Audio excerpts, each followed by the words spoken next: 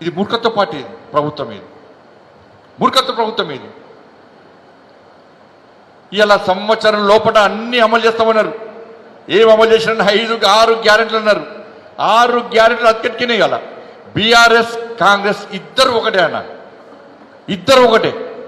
ఇలా కాళేశ్వరం కేసు అన్నారు, గత మాయం. కేసీఆర్ ఢిల్లీ వెండి కాంప్రమైజ్ అయ్యాడు. ఏమైందన్న కాళేశ్వరం కేసు మాయమైంది.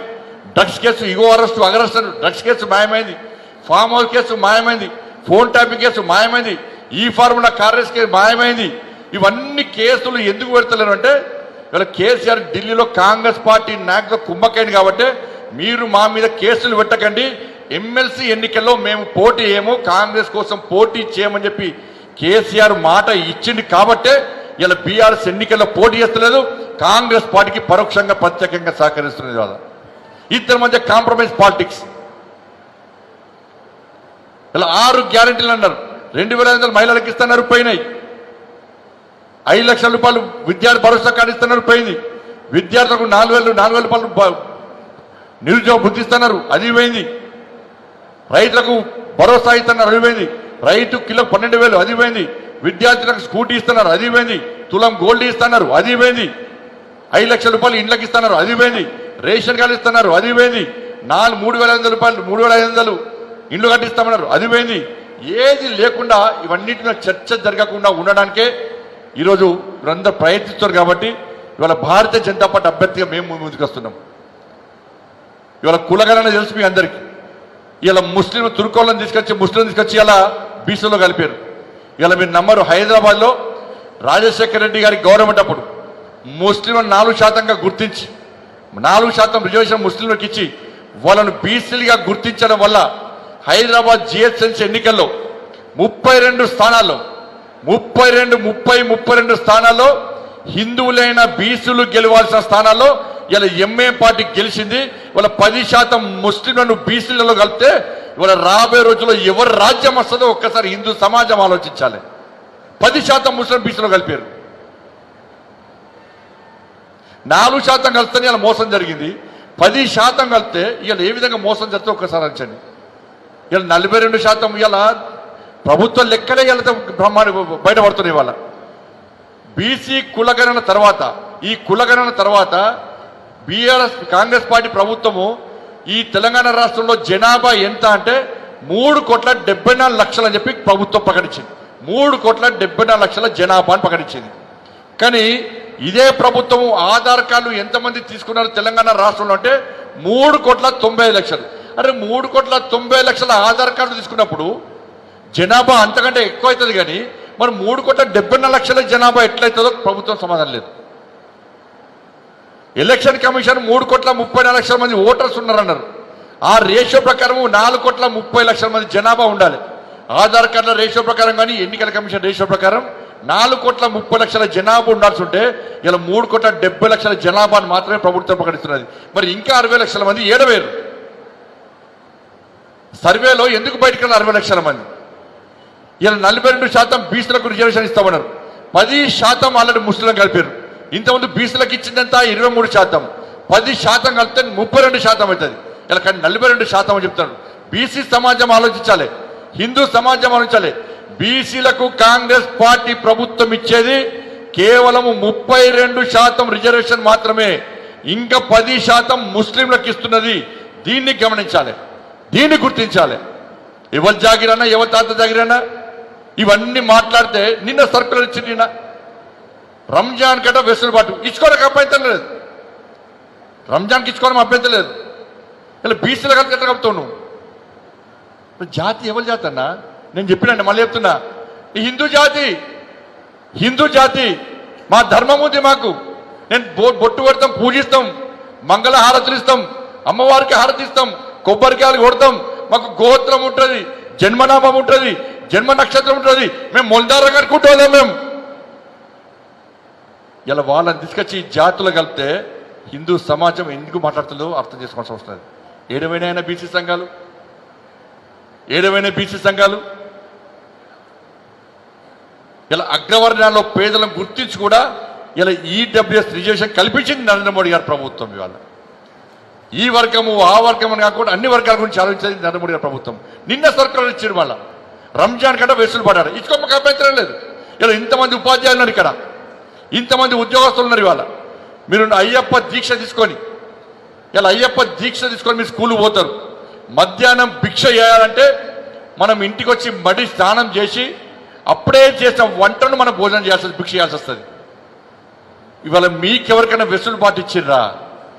మరి ఏం పాపం చేసినా అయ్యప్ప స్వామి, ఆంజనేయ స్వామి దీక్ష తీసుకుంటే అదే పరిస్థితి. కనీసం గంట సేపు మీరు బయటికి పోతే సస్పెండ్ చేస్తారా, మేమో ఇస్తారా, మా ఉద్యోగం ఉంటుందా పోతుందా అని చెప్పి అయ్యప్ప స్వాములు, ఆంజనేయ దీక్షపరులు, భవానీ దీక్షపరులు, వెంకటేశ్వర మాల వేసే వాళ్ళందరూ కూడా భయపడే పరిస్థితి వచ్చింది. ఇలా వాళ్లకు మాత్రం రంజాన్ ఎగ్జామ్షన్ ఇస్తారు, నా అయ్యప్ప స్వామిని మాత్రం ఎగ్జామ్షన్ ఇయ్యరు, నా ఆంజనేయ స్వామిని మాత్రం ఎగ్జామ్షన్ ఇయ్యరు. ఇది నేను అడుగుతా మతతత్వం అంటున్నారు, మళ్ళీ నిన్న మాట్లాడుతున్నారు. కాంగ్రెస్ పార్టీ నాయకుల హృదయంలో హిందుత్వం చచ్చిపోయింది వాళ్ళ లోపల. కాంగ్రెస్ పార్టీలో హిందూ నాయకులు లేరు, హిందూ రక్తం ప్రవహిస్తలేదు. వాళ్ళకు ఆలోచించాలి, ప్రశ్నించాలి ప్రభుత్వాన్ని. ఎస్, నా అయ్యప్ప స్వామిని కూడా ఎగ్జామ్షన్ ఇవ్వండి, నా ఆంజనేయ స్వామి దీక్ష ఎగ్జామ్షన్ ఇవ్వండి. వీటి గురించి నేను మాట్లాడితే బండి సంజయ్ మతతత్వవాది, బండి సంజయ్ మతం గురించి మాట్లాడుతున్న బరాబర్ మాట్లాడతాం. 80% ఉన్న హిందువుల గురించి మాట్లాడే ఏకైక పార్టీ భారతీయ జనతా పార్టీ. ఇవాళ ఈ దేశంలో ఉన్నటువంటి పరిస్థితులను, రాష్ట్రంలో ఉన్న పరిస్థితి ఒక్కసారి అర్థం చేసుకుంటాను. ఈ ప్రభుత్వము ఇవాళ ఏమి కూడా మీకు సహకరించే పరిస్థితులు లేదు. పూర్తిగా అవినీతిమయమైంది ప్రభుత్వం, అవినీతిమయమైన పూర్తిగా ప్రభుత్వం. ఇలా 15% కమిషన్ల కోసం కక్కుర్తిపడి ఇవాళ కనీసం మీ సమస్యల గురించి మాట్లాడే పరిస్థితి ఇవాళ ప్రభుత్వం దగ్గర లేదు. కానీ ప్రశ్నించేటువంటి పార్టీ భారతీయ జనతా పార్టీ. ఈ సమస్య కానీ రైతుల కోసం కొట్లాడింది మేమే, నిరుద్యోగ సమస్య మీద కొట్లాడింది మేమే, నిరుద్యోగం మార్పు చేసింది మేము, నిరుద్యోగులు చచ్చిపోతే పాటలు మోసింది మేము, రైతు సమస్యలను కొట్లాడింది మేము, మహిళా సమస్యలు కొట్లాడింది మేము, విద్యార్థి సమస్యలు కొట్లాడింది మేము, ఉద్యోగ ఉపాధ్యాయ సమస్యలు కొట్లాడింది మేము. ఇంత కొట్లాడితే కనీసం ఇలా ఎక్కడ కూడా మమ్మల్ని ఇన్ని రోజులు మనం ప్రోత్సహించే ప్రయత్నం ఏ వర్గం చేయలే అన్న. ఇది ఒక మంచి అవకాశం. ఈ ఎమ్మెల్సీ ఎన్నికల్లో మాలాంటి పార్టీని, భారతీయ జనతా పార్టీ భారతీయ భావాజాలు ఉన్నటువంటి, హిందూ భావాజాలు ఉన్నటువంటి ఒక క్రమశిక్షణ గల పార్టీ ఇలా భారతీయ జనతా పార్టీ అభ్యర్థులుగా పోటీ చేస్తున్న మా కుమ్రే గారిని, మా అంజిరెడ్డి గారిని గెలిపిస్తే, అక్కడ సరోత్తమ్ రెడ్డి గారిని గెలిపిస్తే ఇలా మా కార్యకర్తలకు కానీ ఈ తెలంగాణ సమాజానికి ఒక భరోసా ఇచ్చిన వారిగా మీరు మిగిలిపోతారు. ఇది తెలంగాణ సమాజం పేదలంతా ఆలోచిస్తున్నారు. మేము మోసపోయినాం, కాంగ్రెస్ పార్టీ 100 రోజుల్లో హామీలు నెరవేరుస్తుంటే మేము ఓటేస్తాం. కాంగ్రెస్ పార్టీ మోసపూరితమైన విధానం చూసి మేము మోసపోయినాం, మాకు ఓటేసే అవకాశం లేదని చెప్పి తెలంగాణ సమాజం ఆలోచిస్తున్నది. కానీ ఇప్పుడు అవకాశం ఉన్నటువంటి ఈ గ్రాడ్యుయేట్స్ కానీ ఈ ఉపాధ్యాయ ఉద్యోగ వర్గాలు ఎటువంటి నిర్ణయం తీసుకుంటారని చెప్పి వాళ్ళ తెలంగాణ సమాజం మీ నిర్ణయం కోసం ఎదురు చూస్తుందన్న, మీ నిర్ణయం కోసం ఎదురు చూస్తుందన్న. ఇలా మా కార్యకర్తల భవిష్యత్తు మీ చేతిలో ఉందన్న. మా కార్యకర్తలందరూ 2 చేతులు జోడించి మొక్కుతున్నా మీ అందరికీ, మా భవిష్యత్తుని కాపాడండి, మీకోసం కొట్లాడినా మా భవిష్యత్తుని కాపాడండి. 100 రోజుల్లో హామీలు నెరవేరుస్తామని ఓటేసి మోసపోయినా ఈ తెలంగాణలో పేదోళ్ళ బతుకులు కాపాడండి అని చెప్పి ఈ తెలంగాణ సమాజం 2 చేతులు జోడించి మీ ఉద్యోగ ఉపాధ్యాయ వర్గాలను వేరుకుంటున్న విషయాన్ని ఒక్కసారి ఉద్యోగ వర్గాలు ఒక్కసారి అర్థం చేసుకోండి. ఏడుతున్న ప్రజలు, పేదోళ్ళు చచ్చిపోతున్న ఏ వర్గం కూడా సంతోషంగా లేదు. ఇవాళ రైతులు సంతోషంగా లేరు, ఉపాధ్యాయులు సంతోషంగా లేరు, ఉద్యోగులు సంతోషంగా లేరు. 2 లక్షల ఉద్యోగాలు ఇస్తున్నారు. ఇవాళ 25,000 ఉద్యోగాలకు నోటిఫికేషన్ ఇచ్చారు, కానీ 56,000 ఉద్యోగాలు ఇస్తామంటున్నారు. 4,000 నిరుద్యోగ భృతి ఇస్తామన్నారు. ఒక్కొక్క విద్యార్థికి, ఒక్కొక్క యువకునికి 14 నెలల 56,000 రూపాయలు ఇవ్వాలి. ఇప్పటికి ఏడిస్తున్నా 56,000 రూపాయలు. ఇలా గురుకులం స్కూల్స్ కానీ, రెసిడెన్షియల్ పాఠశాలలు కానీ కనీస వసతులు లేవు. కేజీబీవీ వర్కర్స్ కానీ, వాళ్ళ ఉద్యోగస్తులు కానీ ఇతర రాష్ట్రాల్లో రెగ్యులరైజ్ చేస్తే 20,000 జీతాన్ని పనిచేస్తూ వాళ్ళు స్ట్రైక్ చేస్తే కూడా వాళ్ళని బెదిరించే ప్రయత్నం చేస్తుంది తప్ప వాళ్ళని ఆదుకుంటా అని చెప్పి కూడా ప్రభుత్వం ఉంటుంది. వాళ్ళ కోసం కొట్లాడేది మేము. కానీ ఏ వర్గం కోసం కొట్లాడే, అన్ని వర్గాల కోసం కొట్లాడాం మేము. కానీ మొన్ననే అధికారం రావాల్సి ఉండే అన్న, మొన్న అధికారం రావాల్సి ఉండే, వస్తుంది అనుకున్నాం. అరే గింత కొట్లాడం అంటే ఏ రోజు ఇస్తే కాంగ్రెస్ పార్టీ మీ 317 జీవోకు వ్యతిరేకంగా కొట్టాడింది కాంగ్రెస్ పార్టీ కొట్టాడిందా? మీ డిఎల కోసం కొట్టాడిందా? ప్రశ్నించిందా? రేవంత్ రెడ్డి గారు కొట్టాడిరా, వెంకటరెడ్డి గారు కొట్టాడిరా, బట్టి విక్రమార్క గారు కొట్టాడిరా, ఉత్తమ్ కుమార్ రెడ్డి గారు కొట్టాడిరా? ఎవరు కొట్టాడిరన్నా? ఎవరు జైలుకోరన్నా? మీకోసం మీ డిఎల కోసం ఎవరు పరిశీలిస్తున్నారని? ఇవాళ మీ పిఎస్ కోసం ఎవరు పరిశీలిస్తున్నారన్న? మీ ప్రమోషన్ కోసం ఎవరు పరిశీలిస్తున్నారన్న? రైతుల కోసం ఎవరు కొట్లాడుతున్నారన్న?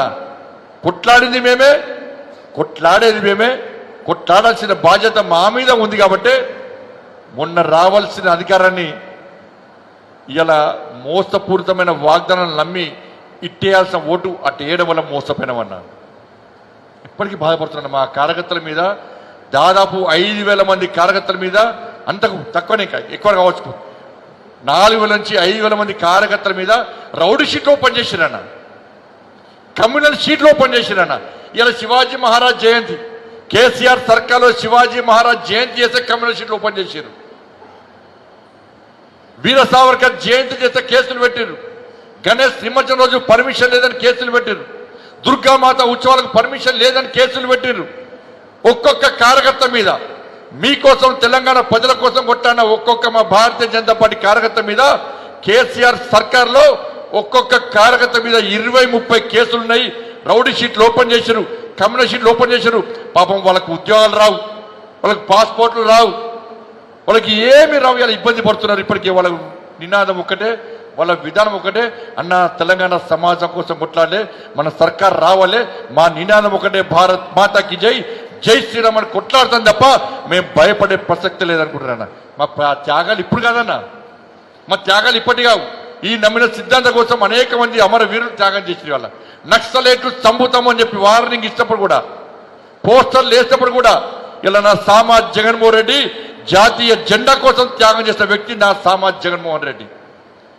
నమ్మిన సిద్ధాంతం కోసం, ఉపాధ్యాయ విద్యార్థుల సమస్యల పరిష్కారం కోసం బలిదానమైన వ్యక్తి నా మధుసూదన్ గౌడ్. ఇలా షహీద్ జితేందర్ రెడ్డి చనిపోయినా, రామన్న గోపన్న చనిపోయినా, మధుసూదన్ గౌడ్ చనిపోయినా, జయానంద్ చనిపోయినా, కృష్ణవర్ధన్ రెడ్డి చనిపోయినా, మహేశయ్య గౌడ్ చనిపోయినా.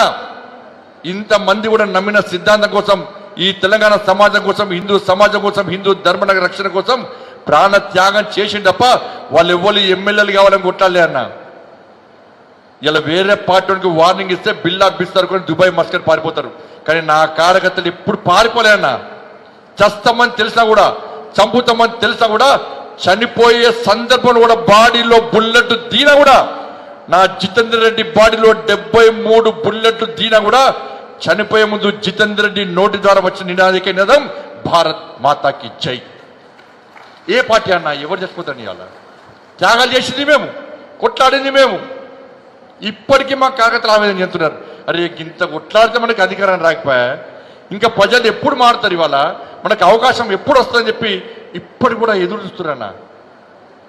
కాబట్టి దయచేసి ఒక మంచి అవకాశం, మీకోసం కొట్లాడింది ఎవరు, కొట్లాడేది ఎవరు, అన్ని వర్గాల కోసం కొట్లాడింది ఎవరు, కొట్లాడేది ఎవరు, ఒక్కసారి మీరు ఆలోచించండి. ఇలా అనేక వాగ్దానాలు ఇస్తూ నమ్మించి మోసం చేసే ప్రయత్నం ఇలా కాంగ్రెస్ పార్టీ చేస్తున్నది. ఇలా భారతీయ జనతా పార్టీ అభ్యర్థులు కాకుండా ఎవరు గెలిచినా కూడా వాళ్ళు తిరిగి చేరేది కాంగ్రెస్ పార్టీలో చేరుతారు. చేరినప్పుడు ప్రశ్నిస్తే ఏమంటారు, మీ సమస్యల పరిష్కారం కోసం చేరినామని చెప్పి ఒక కుంటి సాకు చెప్తారు. కాబట్టి మీకోసం ప్రశ్నించేది, మీకోసం కొట్లాడేది కేవలం మా మల్క కుమ్రే గారు, అంజిరెడ్డి గారు, సర్వోత్తమ్ రెడ్డి గారు తప్ప వేరే అభ్యర్థులు కారన్న విషయాన్ని గుర్తుంచుకోండి. ఇక్కడున్న మీరందరూ మనిషికి 10 ఓట్లు వేస్తే ఇలా భారీ మెజార్టీతో 2 అభ్యర్థులను గెలుస్తాం. మీకు తెలిసిన వాళ్ళు నల్గొండలు కానీ, ఖమ్మంలో కానీ, వరంగల్లో కానీ, ఇక్కడ ఉన్న వాళ్ళు మనిషి ఒక్క ఫోన్ చేస్తే అక్కడ మా సర్వోత్తమ్ రెడ్డి గారు గెలుస్తారు అన్న. ఈ గెలుపు తెలంగాణలో ఒక పెద్ద మార్పుకు నాంది అవుతుందన్న. కాంగ్రెస్ పార్టీ అధికారంలో ఉండే పరిస్థితి లేదు. కాంగ్రెస్ పార్టీలో లుకలుకలు స్టార్ట్ అయినాయి. ఇలా కాంగ్రెస్ పార్టీ ఎమ్మెల్యేలు ఆలోచించాలి. ఇవాళ ఈ ఎన్నికల్లో భారతీయ జనతా పార్టీ గెలిస్తే మీ పనులైతే ఈ పార్టీలో, ఎందుకంటే కాంగ్రెస్ పార్టీ అధినాయకత్వం భయపడుతుంది. అధికారంలో ముఖ్యమంత్రితో పాటు మంత్రులందరూ భయపడతారు. అరే మన ప్రభుత్వానికి మంచి పరిస్థితి లేదు, ఇలా భారతీయ జనతా పార్టీ పెరుగుతున్నది, బలపడుతున్నది. కాబట్టి మన ఎమ్మెల్యేలను మంచిగా చూసుకోవాలి, మన ఎమ్మెల్యేల పనులు చేయాలి, మన ఎమ్మెల్యేలకు నిధులు ఇవ్వాలని చెప్పి మీ ఆది నాయకత్వం, మీ అధికారం ఉన్నటువంటి నాయకులు ఆలోచించాలంటే ఈ ఎన్నికల్లో భారతీయ జనతా పార్టీ పక్కా గెలవాలన్నా. ఏ ఎమ్మెల్యే సంతోషంగా ఉన్నాడు? ఎమ్మెల్యేకు ₹1 ఇస్తలేరు ఫండింగ్. ఇలా ఎమ్మెల్యేలు నిలదీసే పరిస్థితి, ఎమ్మెల్యేలు సంతోషంగా లేరు. మొన్న 10 మంది హోటల్లో కూర్చున్నారు, నిన్నగాక మొన్న 10 మంది ఫామ్ హౌస్లో కూర్చున్నారట. ఆ విషయం ఇక బయటికి రాలే. ఎక్కడికక్కడ కాంగ్రెస్ పార్టీ ఎమ్మెల్యేలందరూ రహస్య సమావేశాలు పెడుతున్నారు. స్టార్ట్ అయింది, లొల్లి స్టార్ట్ అయింది. ఇక సమావేశాలు లొల్లి స్టార్ట్ అయింది. ఈ ప్రభుత్వం ఉంటుందా పోతుందని గ్యారంటీ లేని వెంటిలేటర్ ప్రభుత్వం ఉంది. ఇవాళ ఈ ప్రభుత్వం 5 సంవత్సరాలు ఉండాలని మేము కోరుకుంటున్నాం. ప్రజాస్వామ్యబద్ధంగా ఎన్నుకున్న ప్రభుత్వం 5 సంవత్సరాలు ఉండాలని మేము కోరుకుంటున్నాం. కానీ ఉండాలని వాళ్ళ పార్టీ శాసనసభ్యులే కోరుకుంటలేరు. పైన టాప్ 5 మంత్రులు మాత్రమే లాభపడుతున్నారు తప్ప కింది స్థాయి శాసనసభ్యులకు ఎవ్వరు కూడా కనీసం సంతోషం లేదు, గెలిచిన సంతోషం లేదు. కనీసం ప్రజలకు సేవ చేద్దామంటే ఒక పైసా ఇస్తలేరు, నిధులు ఇస్తలేరు. ఇవాళ ప్రజలు తిరగబడే పరిస్థితి వచ్చింది. కాబట్టి ఇటువంటి పరిస్థితుల్లో ఇవాళ వాళ్ళ పార్టీలోనే వాళ్ళలో పడిన గందరగోళం స్టార్ట్ అయింది. కాబట్టి ఈ ప్రభుత్వానికి నూకలు జల్లినాయి. ఎప్పుడు ఎన్నికలు వచ్చినా కూడా ఇలా భారతీయ జనతా పార్టీ గెలవబోతున్నది. ఇక 10 మంది శాసనసభ్యుల సుప్రీంకోర్టు జడ్జిమెంట్స్ కూడా వస్తే అవకాశం ఉంది. ఆ 10 సీట్లలో ఎన్నికలు వస్తే 10 సీట్లు ఎన్నికలు వస్తే 7 సీట్లలో భారతీయ జనతా పార్టీ గెలుస్తుందని చెప్పి ఇప్పుడే సర్వే చేస్తాం. మేము సర్వే చేస్తే ఈ 10 ఉప ఎన్నికలు వస్తే దానిలో 7 సీట్లలో భారతీయ జనతా పార్టీ గెలుస్తుందని చెప్పి ఇలా పక్కా సర్వే రిపోర్ట్లు వచ్చినాయి. కాబట్టి ఎక్కడ ఏ ఎన్నికలు వస్తే కూడా ఇలా భారతీయ జనతా పార్టీకి అనుకూలంగా ప్రజలు తీర్పు ఇవ్వడానికి సిద్ధంగా ఉన్నారు. కాబట్టి స్థానిక ఈ సంస్థల ఎన్నికల్లో తీర్పు ఇవ్వడానికి సిద్ధంగా ఉన్నారు. కాబట్టి ఇలా ఈ ఎమ్మెల్సీ ఎన్నికలు మీకు అంది వచ్చిన అవకాశం. మీరు మాకు ఓటేసి గెలిపిస్తే రేపు స్థానిక సంస్థల ఎన్నికల్లో మా కార్యకర్తలకు ప్రజల ఆశీర్వాదం ఇచ్చే అవకాశం ఉంటుంది. ప్రజలకు ఒక భరోసా, విశ్వాసం పెరుగుతుంది. కాబట్టి దయచేసి మీరందరూ కూడా మీ అమూల్యమైనటువంటి ఓటు, మీ మొదటి ప్రాధాన్యత ఓటు ఇలా నెంబర్ 1 సీరియల్ నెంబర్ 1 పక్కన 1 వేసి మీరు భారీ మెజార్టీతో మా టీచర్స్ ఎమ్మెల్సీ అభ్యర్థిగా పోటీస్తున్న కొమరే గారిని, గ్రాడ్యుయేట్స్ ఎమ్మెల్సీగా పోటీ చేస్తున్న అంజిరెడ్డి గారిని భారీ మెజార్టీతో గెలిపించాల్సిందిగా మీ అందరికీ విజ్ఞప్తి చేస్తూ, అన్న 2 రోజులు హాలిడేస్ వచ్చాయని చెప్పి మీరు లీవ్ పెట్టి మీ కుటుంబ సభ్యులతో ఇలా సినిమాలకో షికార్లకో తీర్థయాత్రకు పోతే మా కుంభం ముడుతుంది అన్న. దయచేసి మీరు ఓట్లు వేయడము మీతో పాటు కనీసం ఒక బాధ్యతగా ఇప్పటిదాకా నా బాధ అంతా చెప్పుకున్నాం. మా కార్యకర్తల బాధ మీకు అందరు చెప్పుకున్నాం. కాబట్టి మా కార్యకర్తల బాధ, మా బాధ చూసి మీరు చేయాల్సింది కనీసం మనిషికి ఒక 5 ఓట్లు వేయించే ప్రయత్నం చేయండి. మీ తరపున ఒక 5 ఓట్లు ఉదయం మంచిగా తయారైపోయి ఉదయమే పోయి క్యూలో నిలబడి ఓట్లు వేయించే ప్రయత్నం చేయండి. ఆ క్యూలో నిలబడే పద్ధతి చూస్తే ఇలా ఈ కాంగ్రెస్ పార్టీ ప్రభుత్వానికి గజగజ వణకాలి. కానీ భారీ మెజార్టీతో గెలిపించే ప్రయత్నం చేయండి. ప్రలోభాలకు లొంగకండి, దొంగ హామీలకు లొంగకండి. ఈ ప్రభుత్వాన్ని నిలదీయాలంటే, ఈ ప్రభుత్వాన్ని ప్రశ్నించాలంటే ప్రభుత్వానికి వ్యతిరేకంగా పోటీ చేసే ఏకైక party Bharatiya Janata party. BRS పార్టీకి అభ్యర్థులు కరువయ్యారు, కాంగ్రెస్ పార్టీకి టీచర్స్ ఎమ్మెల్సీ అభ్యర్థి కరువయ్యాడు. ఇప్పుడు పోటీ చేసిన పీఆర్టీ అభ్యర్థికి కాంగ్రెస్ పార్టీ మద్దతు తెలుపుతున్నది.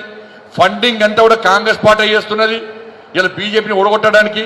కాబట్టి వాళ్ళకేస్తే కాంగ్రెస్ పార్టీ కోటేస్తుంటే, కాంగ్రెస్ పార్టీ మీద కసి తీసుకోవాలంటే బీఆర్ఎస్ గతంలో మోసం చేసిన బీఆర్ఎస్ పార్టీ గడీలు బద్దలు కొట్టాం. కాబట్టి బీఆర్ఎస్ పార్టీని నామ రూపాలు లేకుండా చేయాలంటే ఏకైక ప్రత్యామ్నాయం ఇలా భారతీయ జనతా పార్టీ. కాబట్టి మా అభ్యర్థులు గెలిపించాల్సిందిగా మీ అందరికీ విజ్ఞప్తి చేస్తూ, రేపు స్కూల్ ఉన్నప్పుడు కూడా ఇంత పెద్ద ఎత్తున తరలి వచ్చిన మీ అందరు కూడా హృదయపూర్వక ధన్యవాదాలు తెలియజేస్తూ, ఇంత మంచి కార్యక్రమాన్ని మా ఛత్రపతి శివాజీ మహారాజ్ జయంతి సందర్భంగా ఒక ఆత్మీయ సమ్మేళనం ఏర్పడేసినటువంటి తపస్ నాయకులందరూ కూడా హృదయపూర్వక ధన్యవాదాలు తెలియజేస్తూ ముగిస్తున్నాను. భారత్ మాతాకి జై, జై శ్రీరామ్.